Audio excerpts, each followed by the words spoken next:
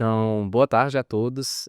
Estamos aqui mais um dia para mais um dos nossos podcasts aqui do Jornada Diagnóstica. Eu gostaria de desejar boas-vindas a todos e é um prazer estar podendo sediar mais um do Jornada Diagnóstica. E hoje a gente vai falar sobre um assunto que eu acho que é de extrema relevância para a gente, né? E para a sociedade médica e até mesmo para a população em geral, eu acho que é pouco comentado. Deveria ter mais relevância em todos os sentidos possíveis, que seria a questão do HIV/AIDS. E hoje a gente trouxe um convidado, que ele é um integrante da nossa liga.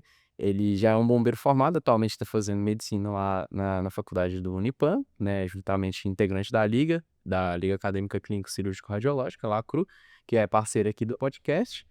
E hoje a gente vai comentar, igual eu falei, um pouco sobre essas questões. Então, Fábio, o que você sabe sobre HIV? O que você pode trazer para a gente aí hoje?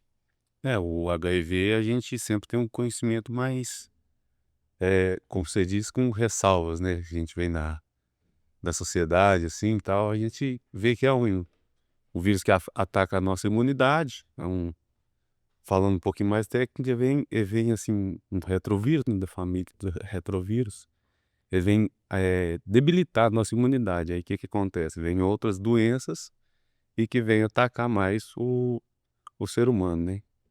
E aí você tem aquela ressalva, aquele medo, entre aspas, dessa doença, por falta de conhecimento mesmo, e de como tratar ela, né.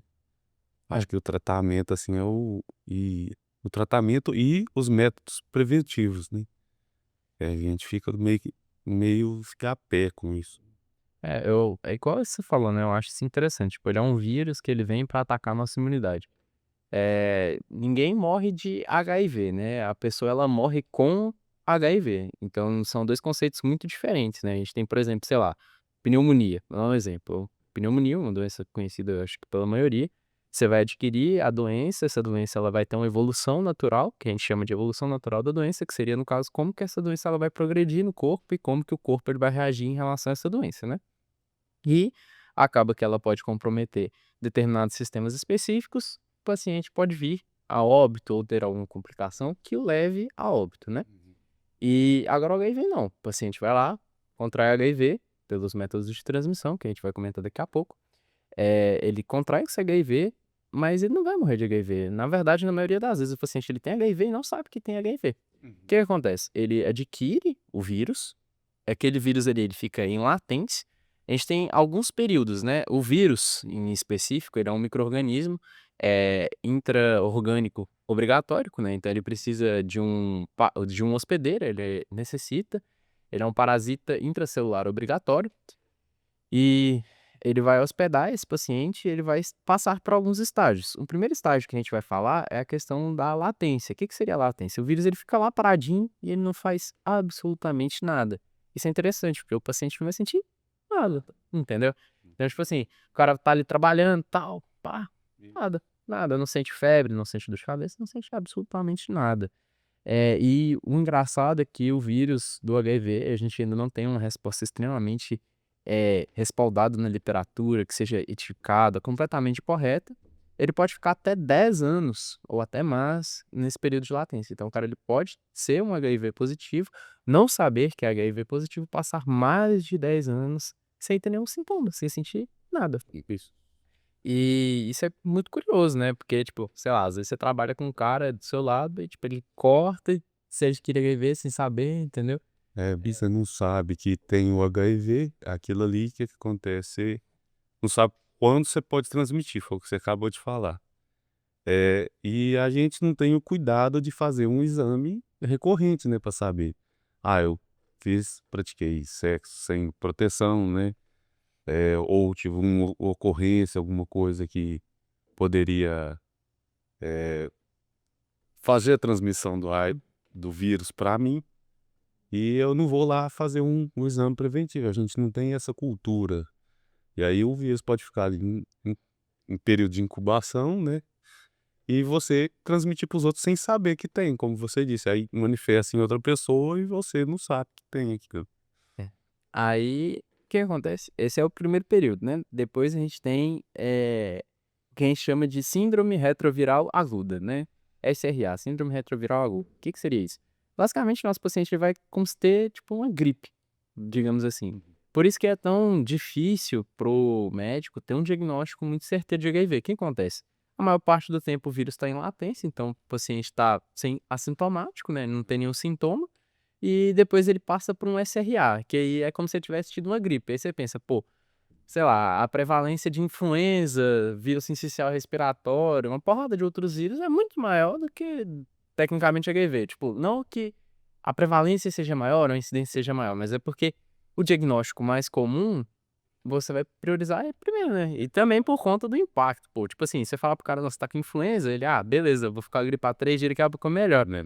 Agora o HIV não, mano. Você tá meio que dando uma sentença, entre aspas, pra ele, de que ele vai ter que usar o mesmo medicamento pelo resto da vida, se ele quiser ter uma vida normal, né? Então o impacto daquilo ali pro cara é muito maior.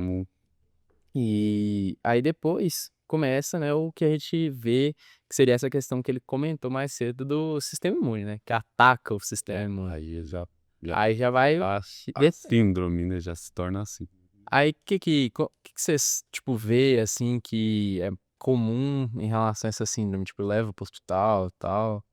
É, a pessoa começa a ter realmente outros sintomas, né, de outras doenças e constata depois, né, com um exame mais aprofundado e você vê uma doença ali que não sara, que ela é recorrente, ela volta, uma doença respiratória, por exemplo, a pneumonia que vai sendo recorrente e você trata a pneumonia, ela volta a aparecer. Aí vai recorrente ali uns 3 vezes, você fala assim: "Não", aí o médico começa a suspeitar que pode ser a AIDS mesmo que tá por trás disso aí. É, E aí isso é bacana porque, tipo assim, o que vai fazer o cara pesquisar AIDS, né?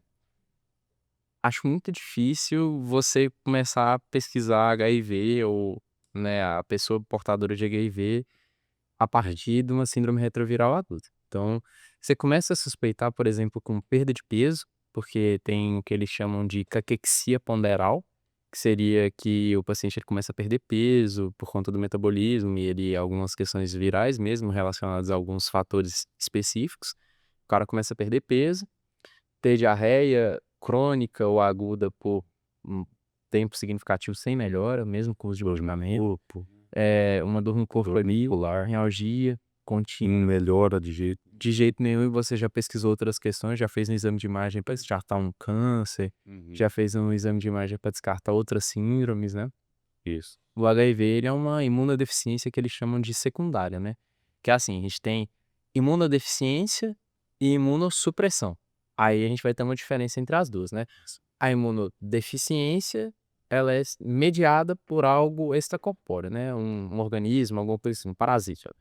Agora a imunossupressão, ela vai ser a diminuição da contagem do sistema imune, ou diminuição da competência do sistema imune, induzida. Aí ela vai ser induzida por quê? Às vezes pode ser por um remédio que você está tomando, né, existem muitos remédios, principalmente quimioterápicos, que eles são, indutores de imunossupressão. O paciente ele toma o quimioterápico para tratar o câncer, mas, ao mesmo tempo que o quimioterápico ele trata o câncer, ele faz com que ele esteja mais disposto a adquirir novas doenças, tipo faringite, laringite, outras doenças. Esses foram um exemplo bem básico, não que ele não possa adquirir outras coisas, né. Eh, e isso é importante, porque um dos diagnósticos diferenciais do HIV/AIDS é a imunossupressão e imunodeficiência primária. A imunodeficiência ela é dividida em primária e secundária. A secundária, ela vai ser principalmente adquirida e a primária ela é essencial, vai ser como se fosse diabetes, né. Diabetes tem tipo 1, tipo 2. A 2 você consegue, né, por meio da alimentação, estilo de vida, e a 1 você nasce daquele jeito, né. A mesma coisa com a imunodeficiência, a Posição genética, né. você nasce. Aí você tem que avaliar. Pô, o cara sempre teve isso? Que, né, você pergunta pra ele, vê o que que ele te responde. Aí ele: "Pô, eu sempre fui assim". Aí você É, já já começa a meio que descartar a possibilidade ali. Aí começou do nada uma recorrência nova, montana. aí fala assim: "Não, aumenta seus cuidados, né, com com a atenção que a gente tem que ter nessa situação aí". Se for uma queda de imunidade drástica, como a gente observa aqui, que é o caso da AIDS, né. Sim. Você liga um alerta, né, basicamente. É. Tipo, você vai por sinais que o paciente dá tempo, enfim, é manifestação clínica mesmo, né. E isso é curioso, porque a progressão da AIDS ela não é repentina igual eu comentei, então o paciente ele vai evoluindo com você. Óbvio que essa periodicidade ela vai variar muito, e como por conta do fato de ter esse diagnóstico diferencial com imunodeficiência primária, fica meio difícil de você saber, ele tem imunodeficiência primária por conta do tempo. O tempo ele vai ser uma variável ali que ele vai ficar meio perdido, sabe, por Hum. conta de que tanto o HIV quanto a imunodeficiência primária, eles podem ter um tempo, uma progressão de tempo prolongado, digamos assim, tipo assim, até ele manifestar alguma coisa, até ele ter algum sintoma, até ele ter alguma doença por conta daquilo dali, mas não tem. E Mas não tem assim, cada pessoa não tem uma via de regra, fala assim: "Ah, vai ser 6 meses", não, pode durar mais, né, pode ou menos, pode manifestar de uma vez.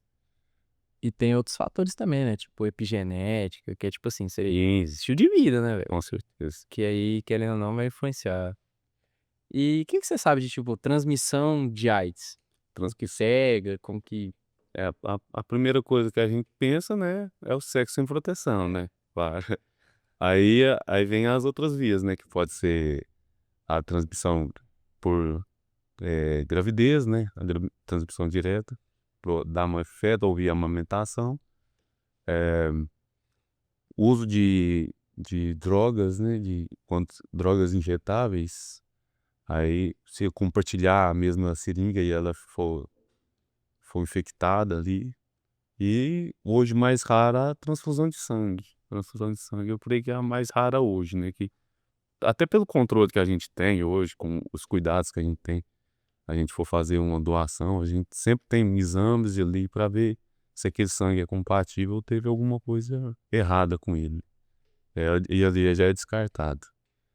E basicamente é isso, né, o sexo principalmente sem proteção se for um sexo anal, né, ele devido aos fluidos do ânus ter menos proteção, né, aquilo ali vai vir e te dar maior contaminação contra esse vírus.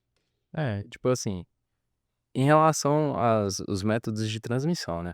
O primeiro que você comentou, o sexo desprotegido, né, então, tipo assim, você realizar o ato sem a utilização de preservativo, ele já aumenta a sua chance muito, né. Uhum. Aí existem as diferenciações das subpopulações que são mais afetadas. Quem são as populações mais afetadas?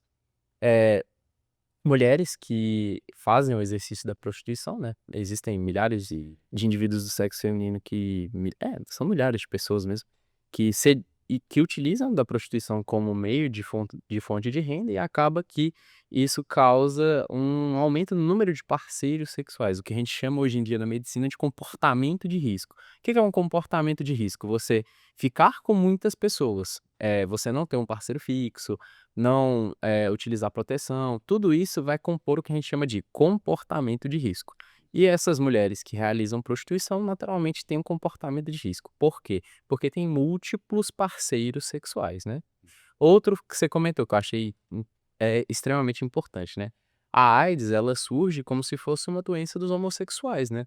Eles tratam a AIDS como uma doença de homens que fazem sexo com homens, né, que seria a nomenclatura correta.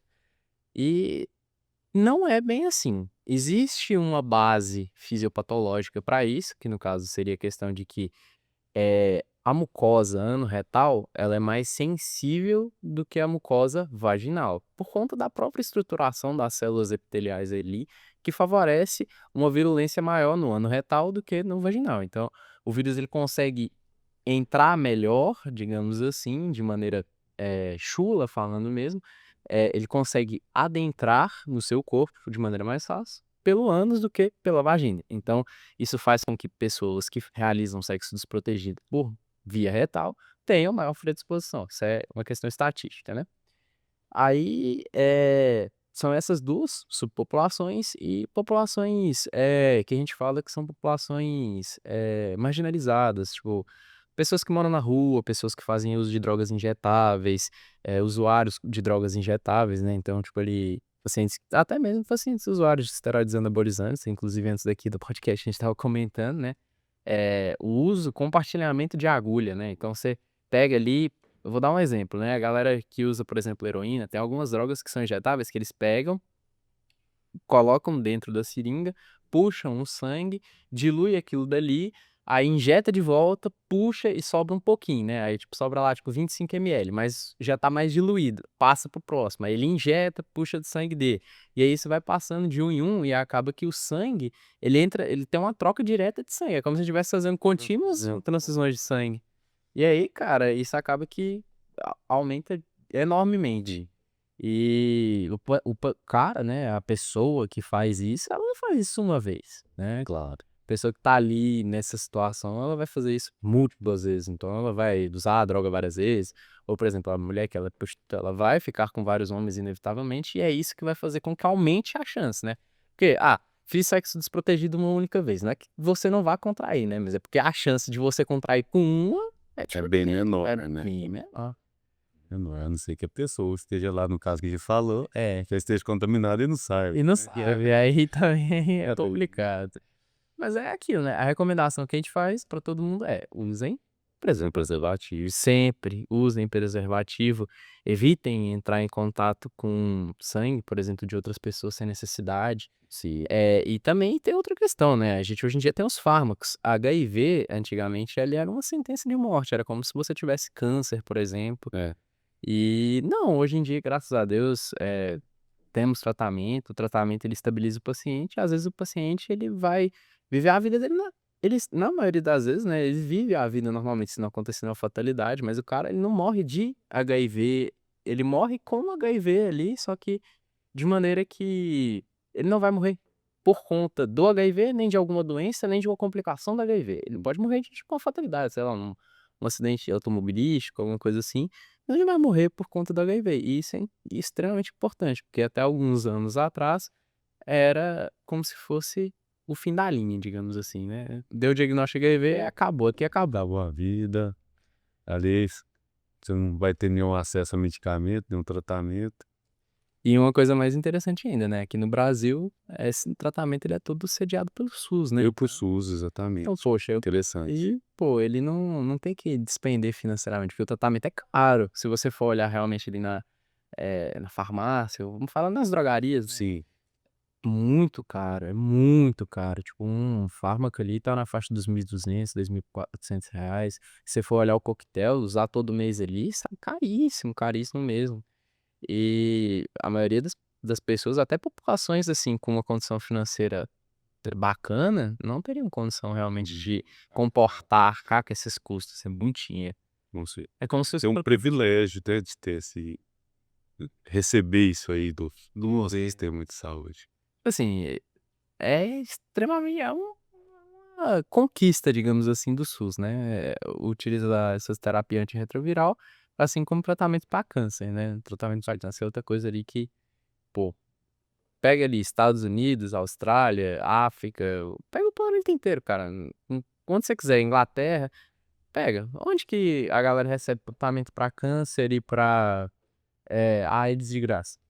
São poucos lugares. Isso porque ainda tem médico, tem, exame de imagem, tem N tratamento, hospital de ponta, tem N o João 23, por exemplo, é público, hospital de queimadura, referência em queimadura aqui no Brasil.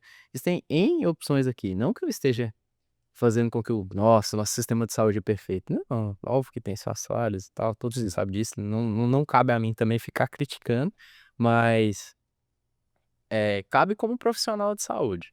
Mas eu falo, tipo assim, é um privilégio que a gente tem no Brasil aqui, você poder estar doente e não ter que pagar seu tratamento. Lá nos Estados Unidos tudo é pago, né? Ah, não tem dinheiro, então vai morrer na rua, sacou? Não pode receber, de alguma forma você vai ter que pagar lá. Pagando com a vida, pagando com o esforço, financiamento de banco, você dá um jeito, né? Você vai ter que pagar nada. Isso, nem que você paga, sei lá, Vende seu rim, por... vai pro hospital, tem que vender o rim pra pagar. É, Aí, ou uma coisa que, não sei se agora é o momento de falar, mas assim, o difícil quando a pessoa pega, que você citou a população assim, mais marginalizada, é, a gente falava apenas que antigamente era a sentença de morte, você vê a pessoa que fica rotulada, né?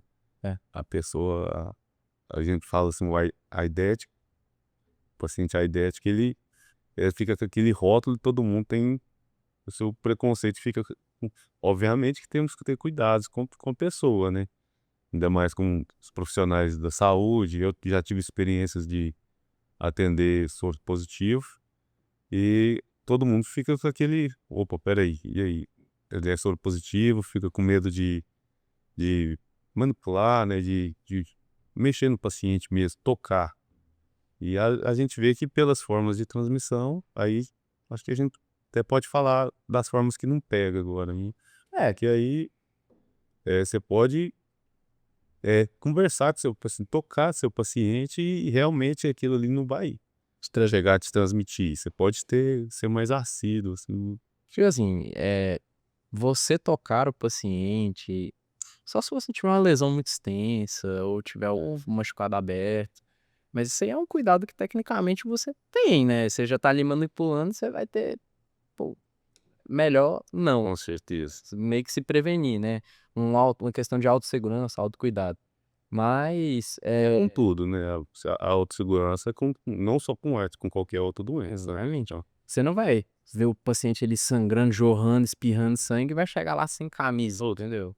Você vai chegar lá paramentado, óculos, jaleco, máscara. máscara, você não vai dar oportunidade para azar, né? Claro. Você tem que, pô, se cuidar, fazer ali a utilização dos EPIs, que vai ser extremamente necessário. E também tem outra questão. Chegou lá, o paciente tá sangrando, mas você tá de luva, por exemplo, ou sua mão tá tranquila, você não tá sem nenhuma lesão. Não tem problema você encostar no paciente, a chance de transmissão é muito baixa. Muito baixo. Eh eh, e mesmo se houver essa transmissão, a gente sabe que existe hoje em dia a PEP, que é a terapia pós-exposição, né, e que isso foi basicamente uma mão na roda, né. Então, tipo assim, paciente, por exemplo, que teve acidente com um profissional da área da saúde, que teve acidente com agulha ou até mesmo uma pessoa normal, né, existem casos de agressão com agulha.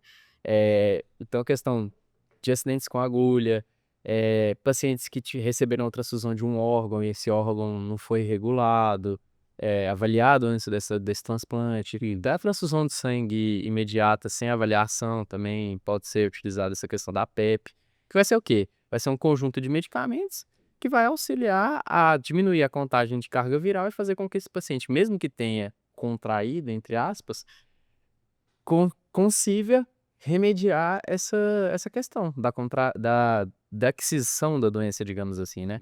Aí o melhor pico de eficácia vai ser antes das 24 horas e até 72 horas vai ter um efeito interessante, né, que vai ser possível remediar a a aquisição dessa doença, né, que querendo ou não, se você acabar por adquirir, você vai ter que fazer tratamento para restante da sua vida, então, foi uma mão na roda mesmo.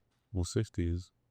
É que pode haver situações, assim, que vão haver profissionais da saúde que atendam na emergência ou vão pra parte ostensiva, né, que é no SAMU, que vai lá no meio de uma ocorrência, você não vai saber, você não vai parar com uma pessoa lá no meio de um acidente e vai falar assim: "Ô, você tem AIDS?".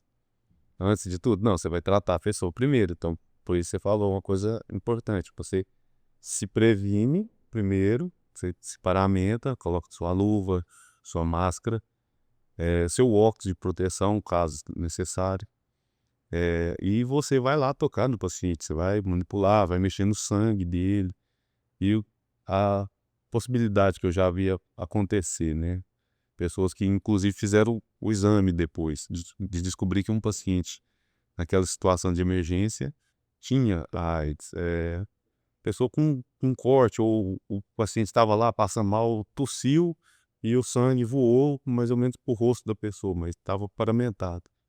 Aí aquilo ali a pessoa realmente ficou com medo, pois descobriu depois que se tratava de um paciente que tinha o vírus, que já tinha AIDS, e aí ela fez todo o tratamento, mas nunca manifestou, nunca teve nada, mas foi um receio de quem atendeu, né. Então preventivo, né. Isso, preventivo. Às vezes não é nem tanto pela doença, e sim pelo paciente, né, e ele já fica mais com a mente tranquila, né, ele pensa assim: "Poxa, eu tive contato e graças a Deus eu fui ali, fiz o tratamento e esse tratamento aqui ele vai me prevenir, né". Não só prevenir, mas tratar, né, propriamente E disso.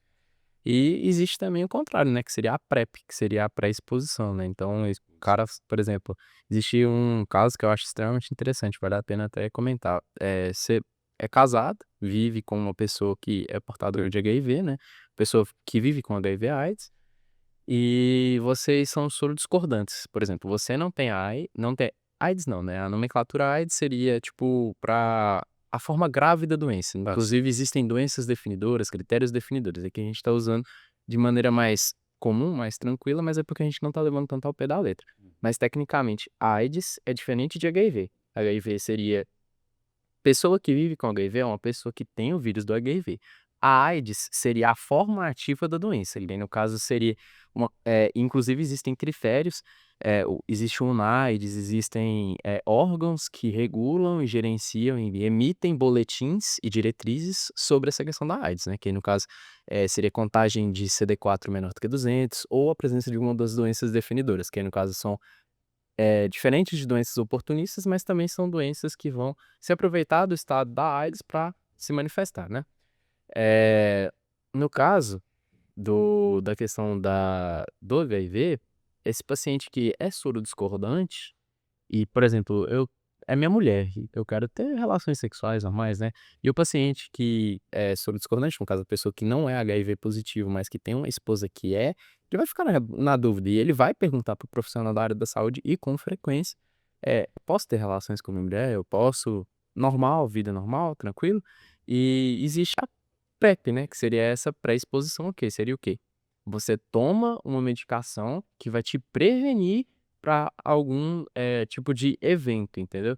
Então, por exemplo, eu sei que eu vou por exemplo, eu escutei essa história de um professor nosso, mais antigo, que ele falou assim: "Pô, eu tinha um amigo nosso, né, e ele era meu paciente e ele quis ir para o carnaval. E ele sabia que ele ia para o carnaval e ele ia meter o louco, né, ele ia ficar com todo mundo, e não sei o quê, e ele era um indivíduo que tinha um comportamento de risco e ele não ia usar preservativo ali na loucura, ele sabia que corria um risco. O que que ele fez? Ele fez a PrEP, foi para o carnaval, unicamente tranquilo, né, por quê?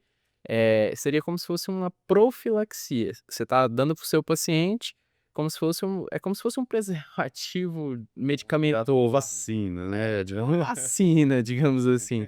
Óbvio que a gente tá falando de forma leviana aqui, né, porque Claro, é um claro. pouco e tal, mas é como se fosse um preventivo mesmo. Você vai lá, toma, vai, faz aquilo que você tem que fazer e tá tranquilo, entendeu. E isso é interessante, porque muitas pessoas não têm noção disso e às vezes elas, vão ter algum tipo, sei lá, por exemplo, eu vou, sei lá, vou começar a usar esteroide. Exemplo. E aí você vai compartilhar agulha, alguma coisa assim e tal. Se a pessoa soubesse da existência da PrEP, talvez diminuir um pouco a chance desse tipo de evento. Se ela fosse compartilhar agulha, o que já não é recomendado, né, É mas claro, né. é óbvio, né, mas eu falo, tipo assim, num caso imaginário aqui, né, só para ilustrar hipoteticamente, Vamos imaginar cenários aí. imaginar cenários, talvez seria um lugar onde ela podia pensar: "Pô, vou lá, vou fazer a utilização da PrEP para me prevenir mesmo aqui, porque eu sei que eu vou fazer isso aqui". Sim. E, você tem mais alguma experiência de HIV, alguma coisa assim que você acha interessante comentar? Eu já como a gente já estava conversando mais cedo, eu já atendi já pacientes, Assim, assim, com soro positivo. e você, tipo, você foi lá, tal, mexeu, manipulou, carregou, O paciente tinha por isso, se envolvido era força. um morador de rua que tinha se envolvido numa briga, e ele tinha recebido murro, paulada, tudo, e estava com sangue pra todo lado. A gente chegou lá, atendemos, fizemos os curativos, né, o bombeiro, a gente faz imobilização, tudo. E no bombeiro a gente não faz, só não faz o procedimento invasivo, né. Cirurgia. Não, cirurgia ou soro, colocar Entendi. entendeu. Administração de A medicamento. gente ministra o medicamento, mas a gente faz o transporte e a parte de APH a gente faz também. Entendi. Aí fizemos curativo, tudo, colocamos dentro da nossa viatura, fomos levar. Nisso, num paciente sangrando, foi igual a situação que eu te falei. Ele tossindo e querendo falar e agitado, porque tinha apanhado, né, e é isso, passando a mão para todo lado, na farda da gente, na viatura inteira, Nossa. tossiu para o lado do meu colega. Só que a gente paramentado. Ah, Então, mas mesmo assim, meu colega ficou com medo, aí nós dois falamos, não, achamos por bem realmente tomar né, a PrEP. a PrEP. Aí a gente, PrEP, né? a hora que a PEP, É. a gente ficou com receio, porque a gente descobriu lá no hospital, porque ele já era paciente e voltava lá sempre por ser soro positivo. Caramba, cara. Aí, tipo, ele tomava. Então ainda foi uma sorte ainda a mais saber que ele era HIV. Assim, não, aliás, eu nem tomei porque ele eu não tive contato com o sangue em si, mas eu manipulei minhas luvas, tudo, assim, vai trocando. E o meu colega quis fazer a prevenção e tudo, e tomou tudo, mas fez fez o exame depois, mas foi mais um receio dele, O viu? susto, né? Porque tossia, falou assim, nossa, meu Deus. Mas assim, pelo receio dele, ele depois fez o exame, constatou que não tinha nada. Nós não tivemos nada, eu também fiz o exame, por influência dele, não, vamos fazer, você também estava lá. Pensamento também, né? Ah, então vamos fazer. Fizemos o exame, nada, graças a Deus. Mas assim, é aquilo, você vai deixar de atender uma pessoa e ele tinha condições nenhuma de me contar. Exatamente. Ele tinha aquele negócio e aí tava lá todo machucado. Você tem alguma doença? Você sempre pergunta. A pessoa não conta, né? Inconsciente É. também, às E vezes. ele é agitado e tal, mas essa foi uma experiência de ter disso de Contato perto, contato direto com um soro positivo. E aí, mas mesmo assim, não teve nenhuma intercorrência, graças a Deus. Não, cara, isso é massa, cara. É muito massa mesmo, porque é muito, assim, é mais comum do que parece. Existem muitas pessoas e, às vezes, é uma transição involuntária, pessoa que teve um contato ali, às vezes por conta da profissão, igual eu tinha comentado mais cedo, e faz parte também, por conta do profissional da área médica, saber isso, né? E também se a pessoa ela é portadora dessa doença e ela tem a capacidade de contar pra pessoa, porque ela não vai deixar de te atender por causa disso. Sim, Ela vai te atender de todo jeito, mas você pode dar uma ajuda a ela também, né? Falar, poxa, eu tenho HIV, né? Eu sou soro positivo, porque ele vai tomar os devidos cuidados, porque é, auxilia pra você e auxilia para o profissional que está cuidando ter uma segurança maior, porque ele foi habilitado pra saber fazer isso, entendeu? Então, se você ele tá ali pra te ajudar, né? de todo jeito ele vai te ajudar, né? O negócio é que se você puder ajudar ele também, Certeza, né? Isso. ele Ele tá ajuda. tanto para o paciente quanto pro profissional de saúde. Estão trabalhando em conjunto, né? Então, Então tem que ser aquela comunicação, é extremamente importante.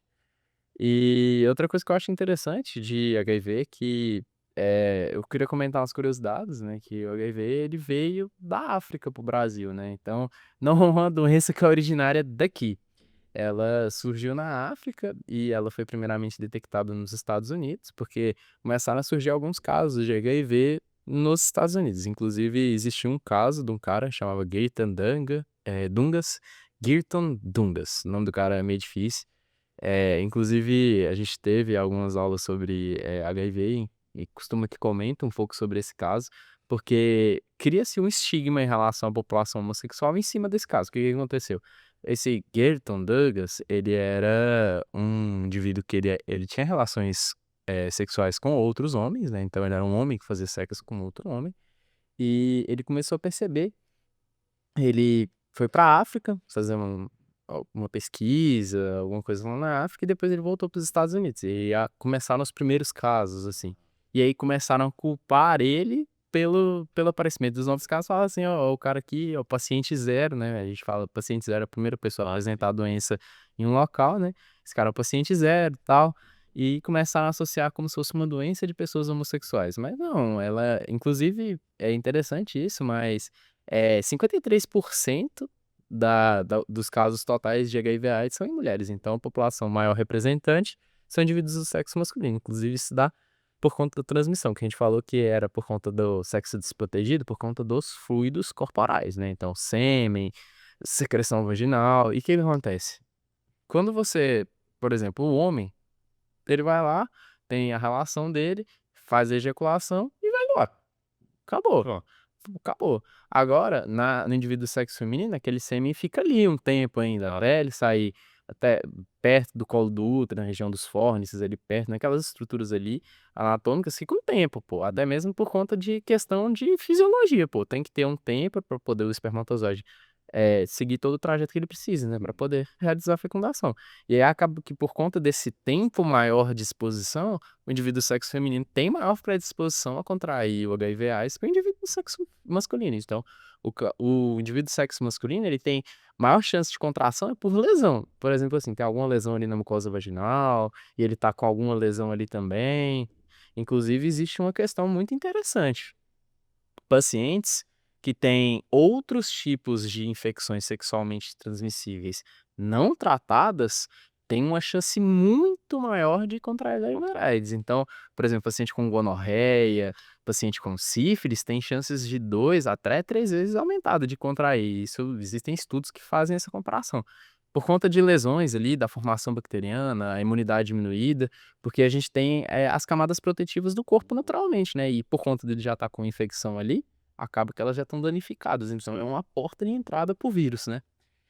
E eu acho isso muito bacana, porque esse estigma em relação à população homossexual ele tem que ser desconstruído ao longo do tempo e faz parte do nosso papel como profissional da área da saúde, explicar para a população em geral mesmo, falar assim: "Gente, ó, é maior? É, mas não quer dizer nada, não quer dizer nada, entende? Não é porque você é um indivíduo heterossexual que você não pode contrair a doença, então, eh, Nós tratamos doenças, né, que tal. Nós não estamos aqui para julgar as pessoas, falar assim: "Não, veio aqui, você tem que tratar todo mundo de forma igual, igual. Exatamente. com respeito", né. E também é esse negócio, tipo assim, até mesmo pra conscientização. Com certeza. Por exemplo, assim, eu não sou gay, não preciso usar camisinha. É, É, com certeza. entendeu? Tem seus pensamentos, assim. Tem a população que vai ter esse tipo de pensamento, que vai adotar esse tipo de comportamento, por mais, controverso ele seja, entendeu? E é importante a gente, como profissional da área da saúde, entender que a população ela não tem conhecimento de determinados aspectos das doenças e determinadas coisas que a gente tem, que faz parte da gente transmitir esse conhecimento. Falar: "Ó, independente de você ser ou não homoafetivo, de qualquer gênero, inclusive populações femininas homoafetivas, você tem que fazer uso do preservativo e ponto", entendeu? Então você tem que usar camisinha, seja camisinha masculina ou feminina, e se proteger, né, para evitar qualquer tipo de adversidade ali, Eu que possa trazer alguma repercussão para sua vida. com certeza. Então, obrigado a todo mundo pela atenção. Esse foi mais um Jornada Diagnóstica. Espero que isso tenha ajudado de alguma maneira qualquer pessoa que esteja nos assistindo, né.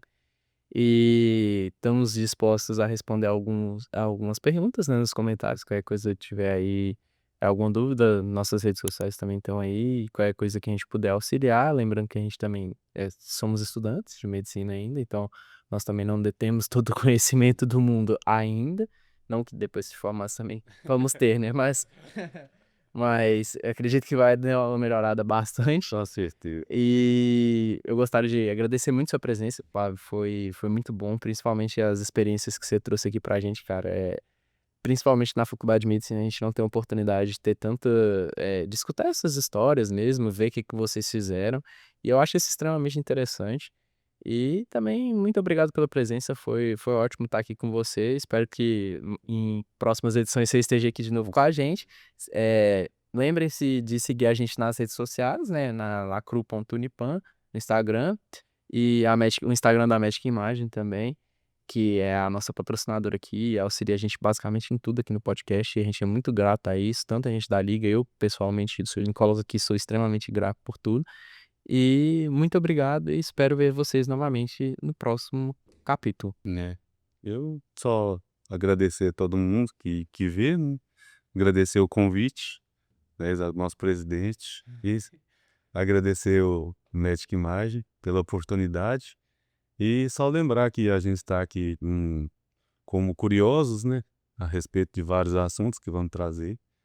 A gente vem aqui aprender também, então se você vê alguma incoerência ou um erro que a gente cometeu aí, comenta, explica pra gente, procura a gente, que a gente tá aí pra sanar, pra corrigir tudo. estamos abertos a tudo. Isso. E Muito obrigado. muito obrigado e um abraço a todos. Um abraço a todos.